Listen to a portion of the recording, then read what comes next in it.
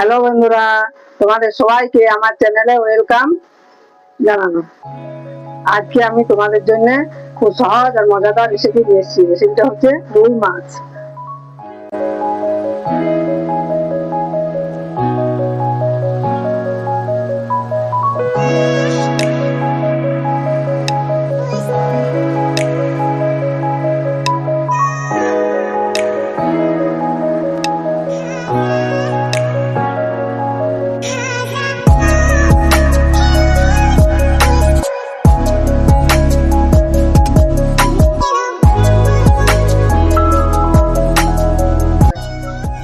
আমার এই রুই মাছের ডালিয়া একদম রেডি হয়ে গেছে।